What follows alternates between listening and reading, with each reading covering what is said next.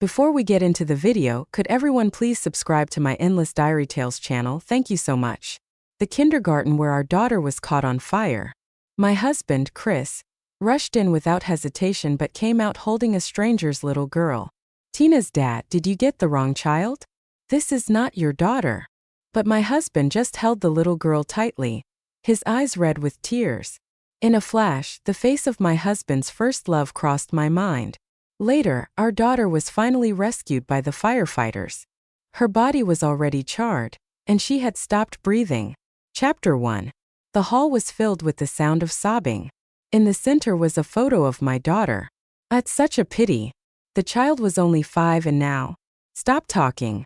I knew that everyone at this moment wanted to scrutinize my expression, to see how a mother like me was dealing with the devastating blow of losing her daughter. I heard the child was burned beyond recognition. How painful it must have been when she died. Every word felt like a sharp knife stabbing into my chest. I thought I had no more tears left, but hearing these words my eyes blurred completely, and I struggled to stand upright.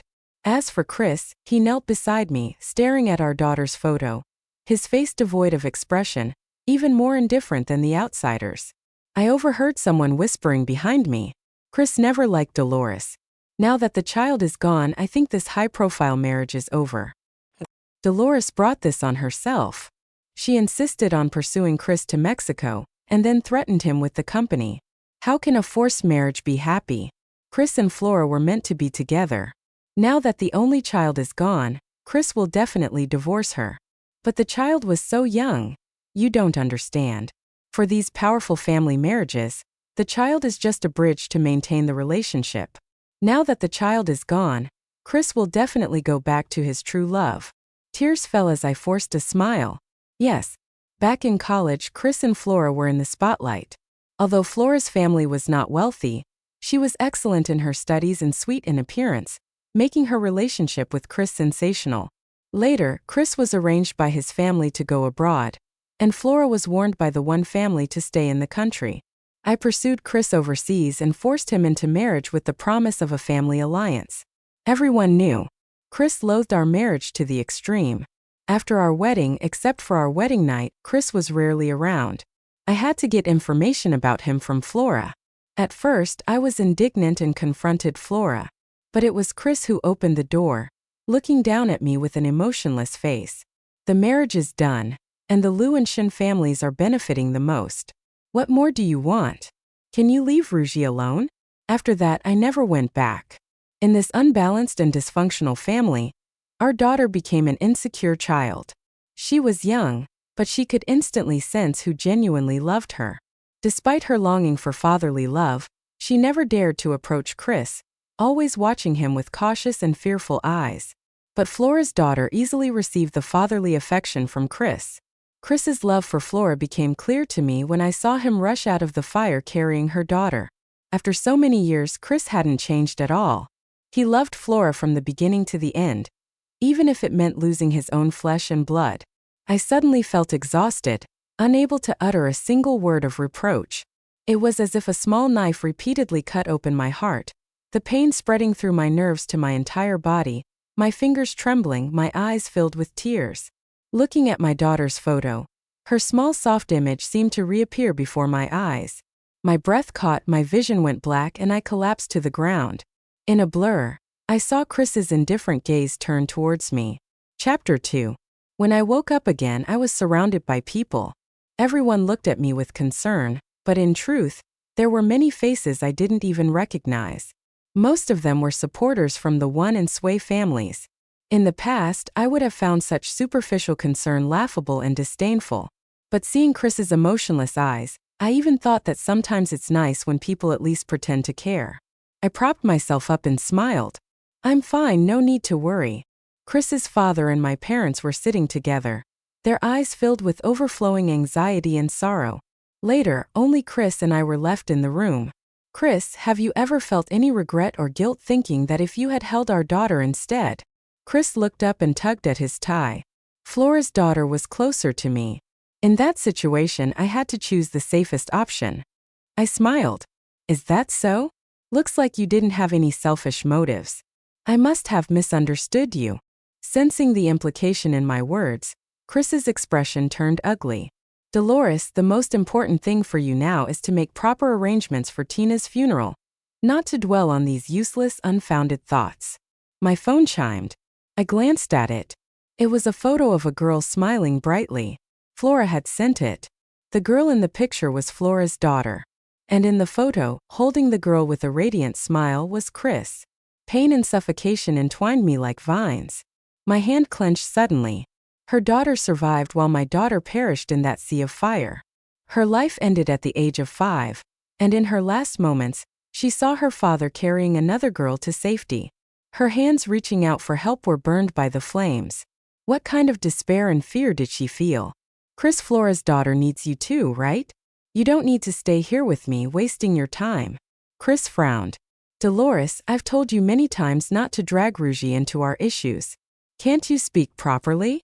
I pulled the blanket over myself, turning away from him. I am speaking properly. Please leave. I want to rest. I once longed for Chris's glance and words of comfort. Now, even though he sat by my bedside, I felt nothing but suffocation. Chapter 3. After Tina's funeral was handled, Chris's good friend Mateo came to see me. When I was with Chris, Mateo never liked me. Unlike his friendly demeanor with others, he always avoided me. Where I was, he wasn't, and where he was, I wasn't. But Tina was particularly fond of him after she was born, and Mateo was more patient with her than Chris ever was. Now that he came, it was likely to question me, and I didn't want to face him. If you have something to say, just say it. If it's to blame me, I don't want to hear it, and I don't need to. Mateo's eyes flickered. I'm not here to kick you when you're down. Tina was innocent. My dislike for you doesn't mean I'd hurt you this way. I know Chris didn't save our child. If anyone is to blame, it should be him, the father. I sat on the couch, turning my head to look out the window. Ever since Tina's death, hearing Chris's name made me feel suffocated with a heavy sense of powerlessness. All my past persistence for Chris had now become a joke, each memory silently mocking me. I just wanted to check how Tina's mother is doing, Mateo said softly. I looked up to meet his gaze. He added, also as a concerned friend of Chris. I let out a laugh. Since that day, I hadn't seen Chris again, and now it was his friend expressing concern on his behalf. No need. We're getting divorced. What's the point of holding on to such a marriage? I once thought that having a child would make Chris focus on our family. My daughter never felt the fatherly love others had. Now Tina is gone, and the pain of losing her made me fully realize how absurd this marriage was.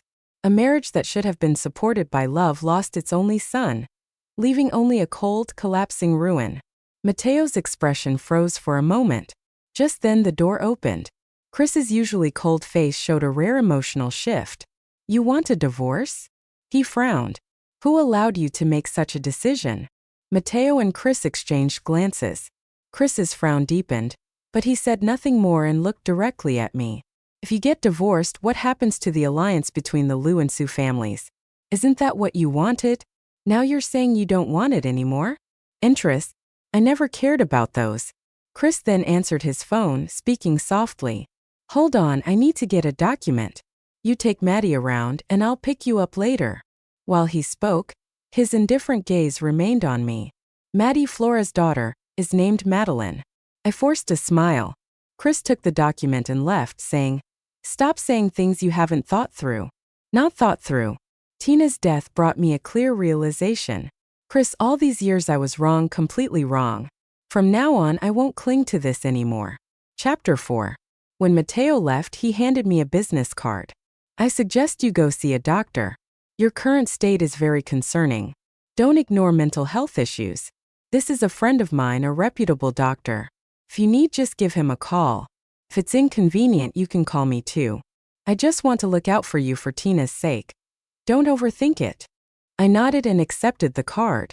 I majored in biology and minored in psychology in college, so how could I not recognize my own issues?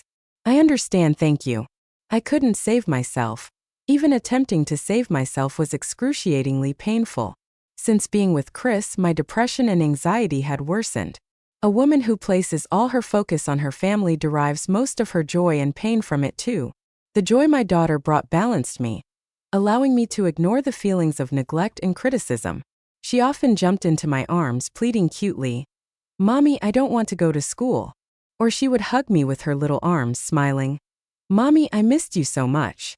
But now that my daughter is gone, all I have left is a heart covered in dust, devoid of any hope. Chapter 5. After that, my best friend often stayed by my side. "Oh, come on. Stop looking at your phone and chat with me, will you?"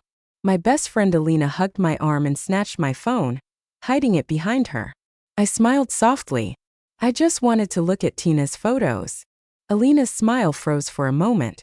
She lowered her eyes and then hugged me tightly. "Dolly, Tina wouldn't want to see you like this. Life will get better. Don't make her sad." After seeing Alina off, I picked up my phone again. I knew there was probably some news I shouldn't see. It would likely be about the so-called scandals of the wealthy, exposing the death of an heiress, accompanied by comments from netizens piling on. As I scrolled through my daughter's photos, a headline from an entertainment news alert caught my eye. "Heiress's death. When heir reunites with first love." The accompanying picture showed two figures walking side by side very close. Flora's hand was clutching Chris's sleeve, her head tilted up looking at him. I had expected that Chris would go back to Flora after our child was gone, but I didn't expect it to be so soon. While the media was extensively reporting my daughter's death, he could still reunite and fall in love with someone else.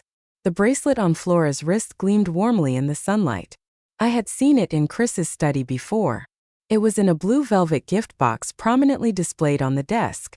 I had picked it up with a smile, only to be scolded by Chris. "Who said you could touch my things, Dolores? How many times do I have to tell you why I married you? Don't you have anything else to do?" I closed the box and left the study without a word. So it was for Flora. I remembered when I first fell for Chris in college. I always liked to show my sincerity with money, almost obsessively pursuing Chris, high profile and flamboyant, always following him around. Back then, no one knew I was the heiress of the Sway family. Everyone just saw me as another wealthy suitor of Chris. I often tugged on his sleeve. "Chris, do you have plans for lunch? Let's eat together, my treat. Do your friends want to join?" I smiled at him. Chris would knock on my head. "Are you rich or something? Treating everyone like this?" I'd curl my lips. "If I run out of money, can you cover me?" At that time I thought Chris genuinely liked me, so I let my feelings grow wildly, disregarding any rumors about Flora. I arrogantly didn't see any girl around him as a threat. Later, Chris's attitude toward me became more impatient and cold.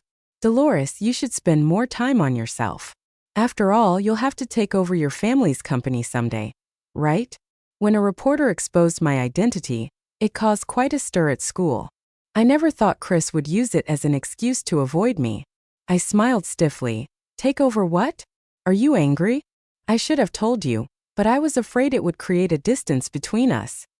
He coldly interrupted. "I don't care about that. What I mean is, don't follow me around anymore." As I was about to follow him, Flora linked her arm through his.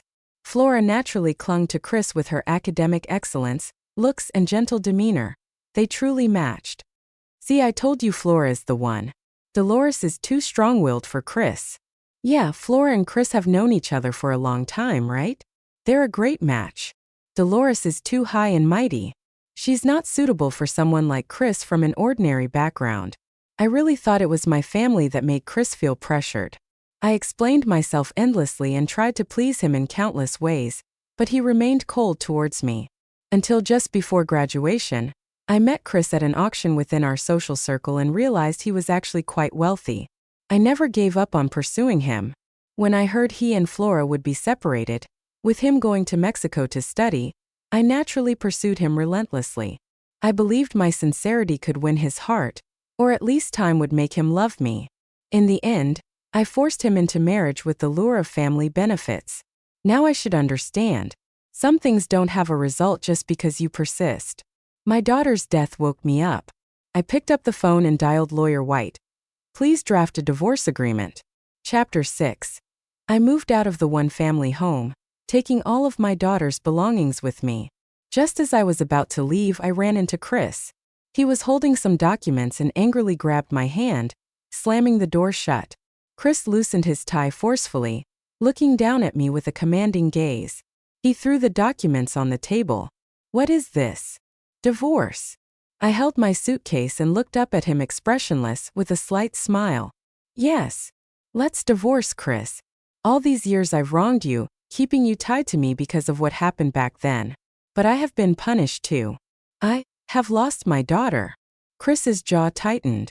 He spoke in a cold tone. Is this another one of your tricks, Dolores?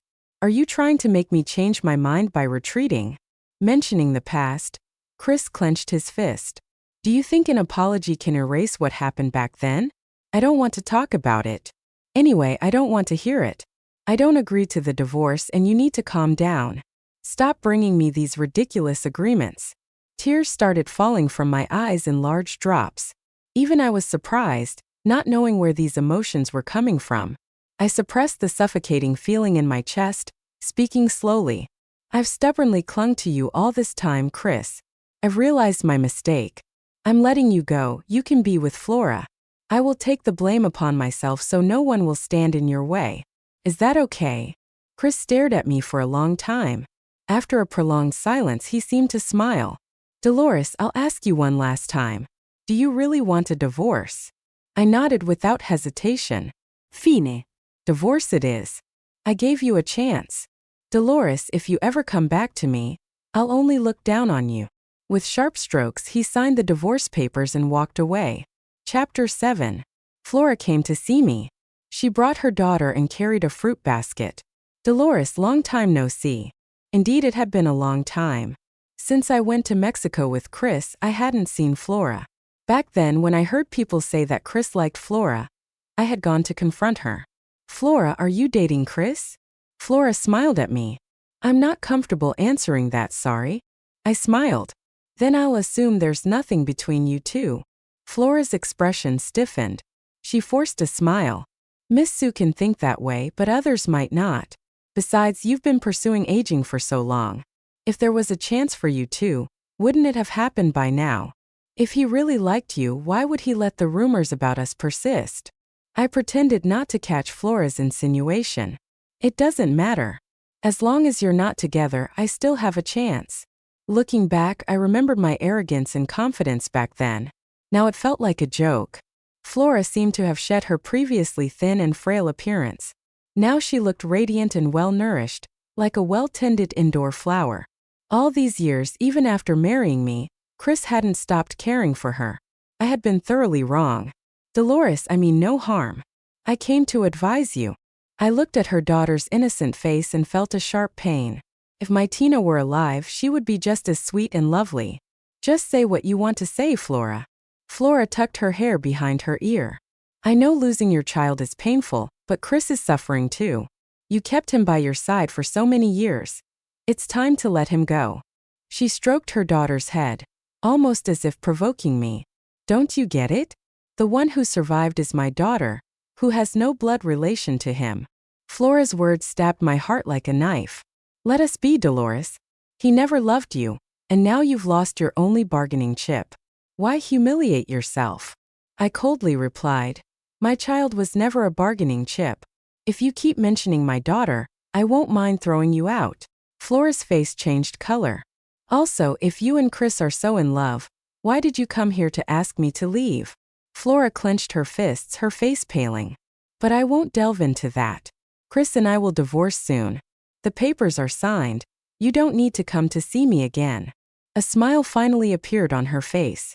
Watching Flora's departing figure, I let out a heavy sigh. I used to look down on her, but now I felt like a clown in front of her. After all these years of fighting for Chris's love, I had to lose my daughter to realize how foolish it was to hold on to an impossible love. Chapter 8. After signing the divorce agreement with Chris, I immediately went abroad. I decided to settle down overseas. Coming with me was Mateo. I leaned against the railing, smoking heavily. The swirling smoke and the pain of coughing helped me forget my anguish. Why do you insist on following me? If you hate me, just say it directly.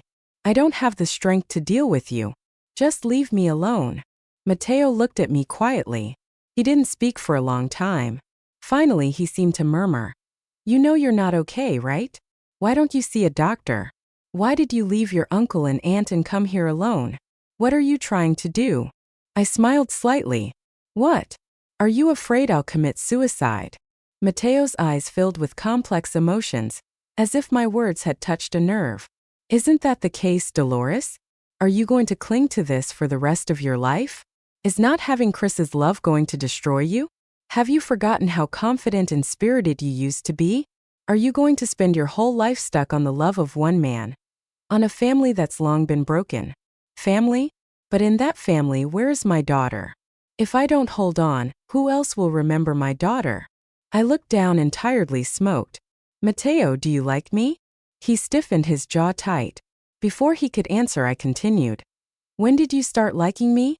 In college or after the marriage? Do you think that now that I've been abandoned, laughed at by everyone in the circle, and lost my child, you can easily be the savior and be with me? That thought just makes me feel sick. These harsh words would certainly make the proud and vain Mateo leave. However, instead of hearing footsteps, I heard Mateo's clear, resigned voice. I do like you, but I didn't know you were unhappy in your marriage. It was Tina. She said she hoped I could be her dad. She rarely saw Chris at home but saw him picking up other kids at the kindergarten. Chris seldom came home, and your smile became less frequent. I was stunned. Tina, my daughter, was so young. I never thought she would connect my happiness with Chris. I always told her, Tina misses Daddy. Daddy will be back in a few days. Daddy is just on a business trip. How could he not like Tina? Daddy will take us to the amusement park and we'll invite Tina's friends. Okay? My daughter would always hug my waist, leaning on me with utter dependence, softly saying, okay. Was such a young child comforting me? I covered my mouth with a trembling hand, tears instantly blurring my vision. Tina. I collapsed to the ground, the pain I had briefly forgotten overwhelming me. The river water sparkled before me, but my mind was filled with my daughter's delicate face. The breeze and air seemed to turn into tiny knives, intensifying my agony. I broke down, sobbing uncontrollably, pounding my chest in despair. My daughter, my Tina. Mommy is so sorry. Mateo held me in his arms, grasping my hands. Hit me, Dolores. Don't cry. Don't cry. Chapter 9. After returning home while rummaging through my daughter's things, I accidentally found a letter I had written to Chris. Back then, when I was pursuing him, I tried every method and approach. I never did anything outrageous. I was always sincere and genuine. The letter had many pages filled with my feelings for him. But later, the letter was returned to me untouched. It was Flora who handed it to me. Sorry, Dolores. Chris asked me to handle some trash for him, and when I saw your name on it, I thought I'd bring it to you. Prideful as I was, I couldn't stand Flora's mocking gaze. I grabbed the envelope and threw it into the trash can. No need.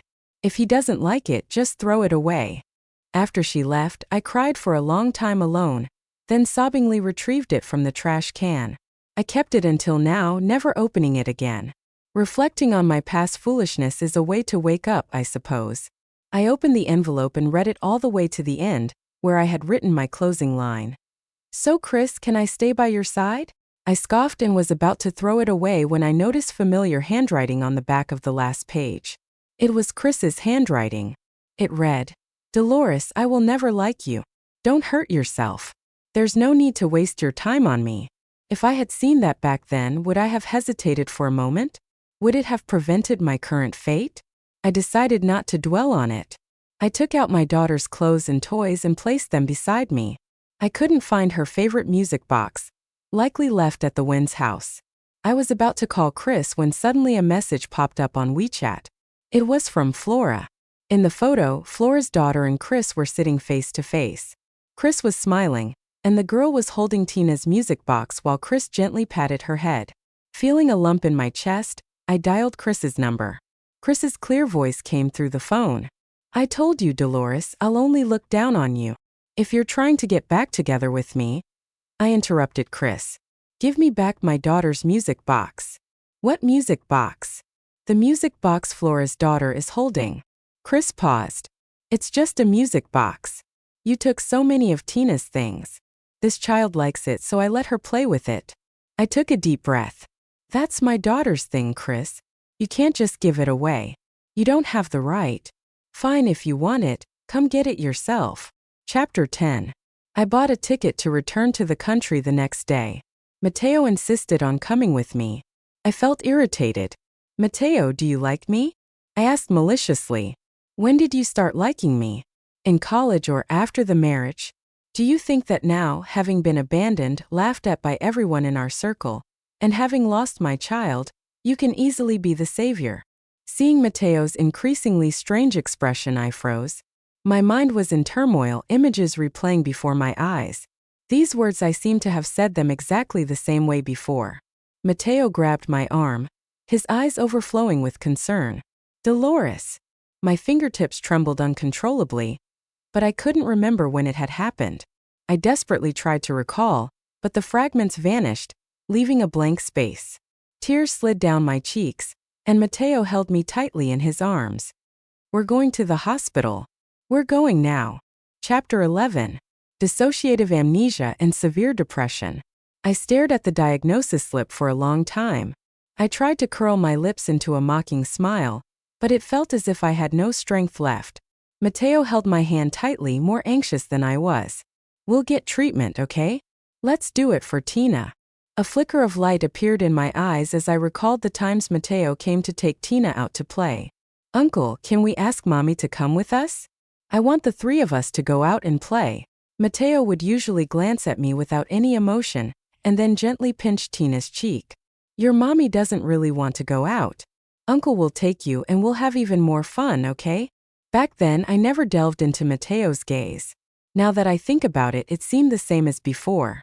His eyes always carried a hint of probing, nervousness, and gentleness. I nodded. Okay. Chapter 12. Dissociative amnesia was worse than I thought. That day it was raining. Mateo and I were out for a walk. The light drizzle turned into a downpour, and we took shelter under a pavilion. In a daze, I suddenly remembered something and grabbed Mateo's hand. It's all your fault. You insisted on taking me out, and I forgot to pick up Tina. Mateo's expression froze, his eyes trembling for a moment. Dolores, where are you going to pick up Tina? I frowned and shook him off. What do you mean where? I brought Tina to Germany to play and left her with the Smiths. Don't you remember? Mateo tightly gripped my hand, his face contorted with pain. Dolores, you're sick. Tina is gone. What are you talking about, Mateo? You're the one who's sick. A car sped by. A black-haired girl came into my view. Her eyes darted around in panic. She held a beautiful doll in her arms, standing in the middle of the road, paralyzed with fear. The car drew closer and closer. The girl's face overlapped with the image of Tina in my mind. My heart tightened and I rushed toward the girl. Tina. The car brushed past my arm, leaving a bloody wound on my elbow.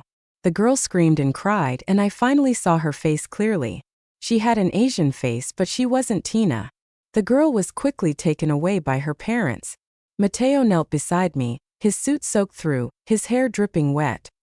He held me tightly in his arms. His voice seemed to break. Dolly. Dolly. Leaning against Mateo, I felt exhausted. Placing my hand on his arm, I remembered now. Tina is gone. Chapter 13. When I woke up again, I was lying in a hospital bed. I frowned and rubbed my forehead. I felt sore all over.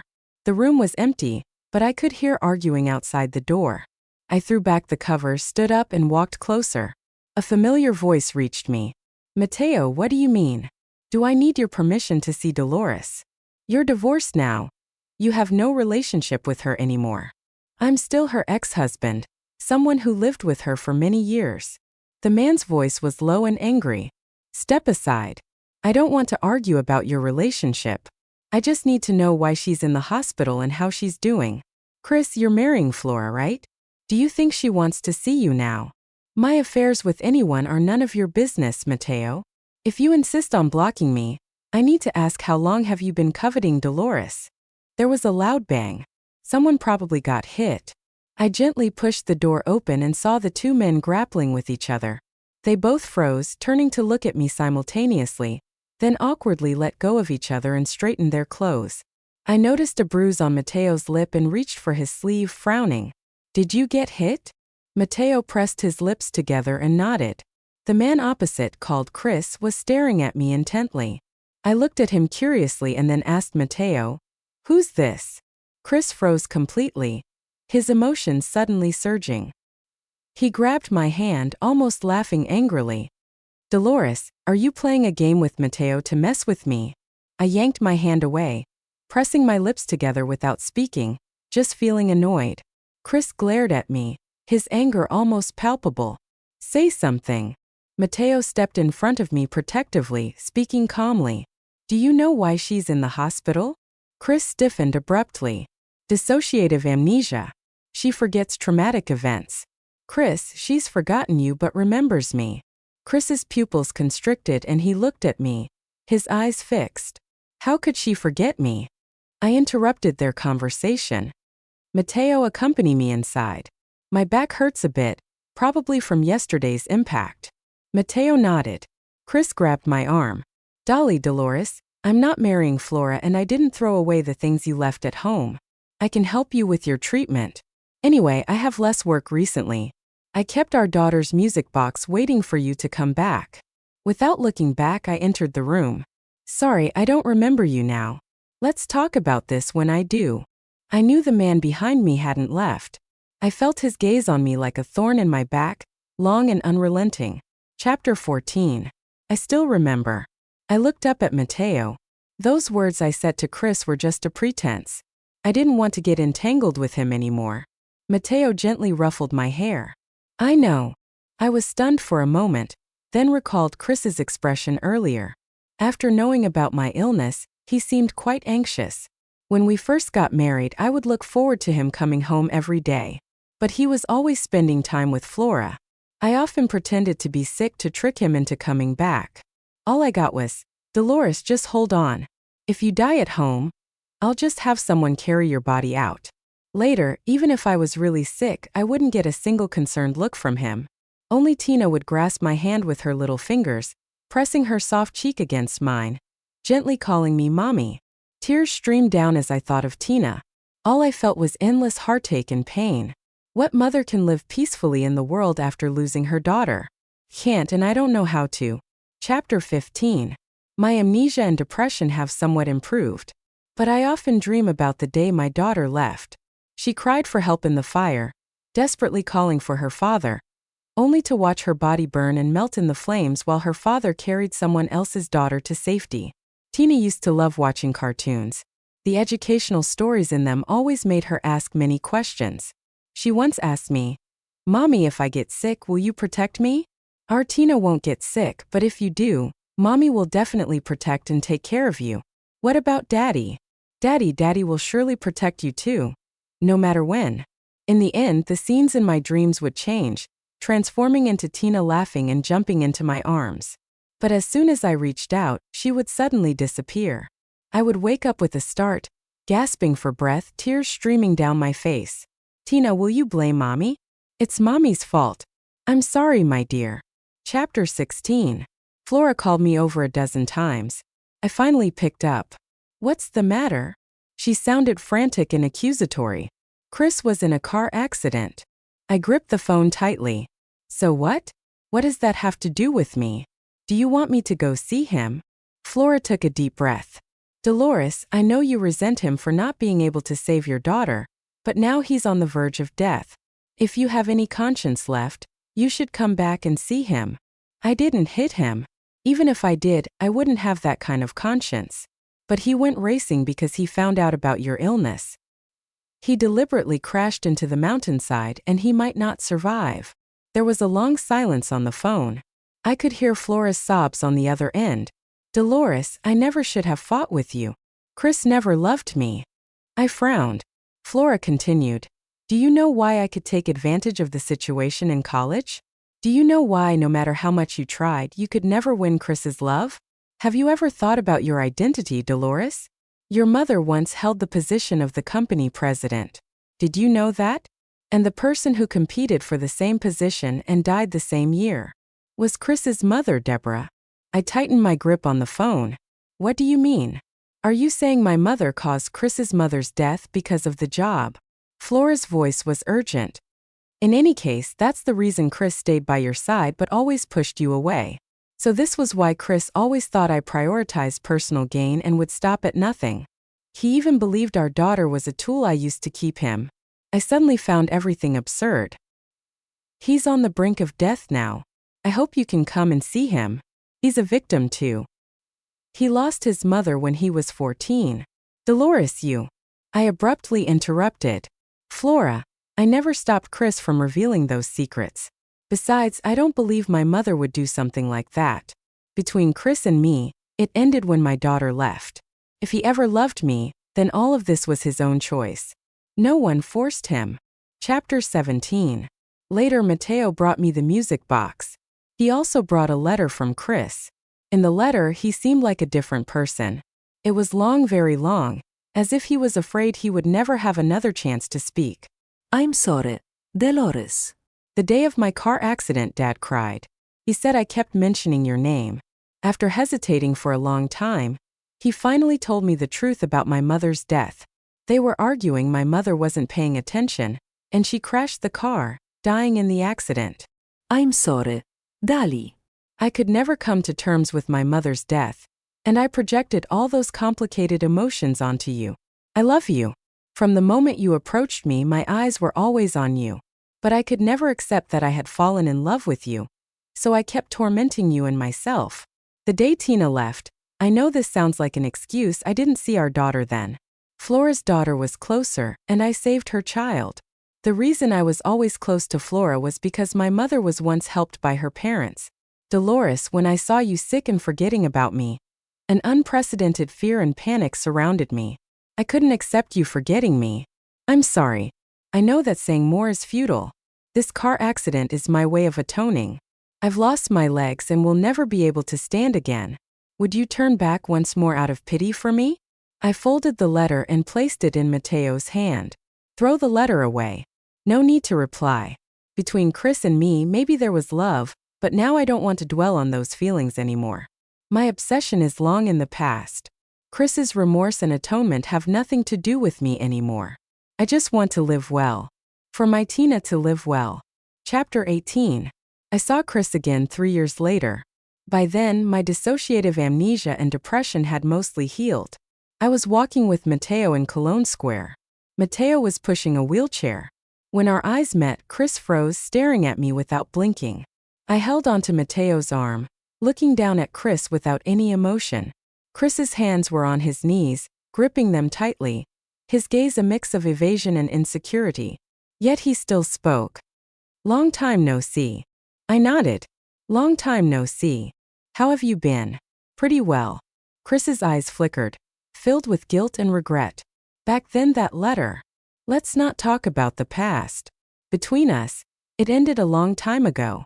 Tears fell from Chris's eyes, and I looked away without any emotion. Pigeons surrounded the fountain nearby. In that instant, white doves took flight toward the bright blue sky, toward the sunset. Their fluttering tails reminded me of what my daughter once said. Mommy, I want to be like a white dove too. Flying high and far, so amazing. Mommy, you be the dove. Mommy, let's fly far away together. Tina, Mommy is listening to you, flying toward freedom, toward the distance, higher and farther. In a certain moment, in an instant, at every choice I make, Tina seems to be by my side. Always in another way by my side.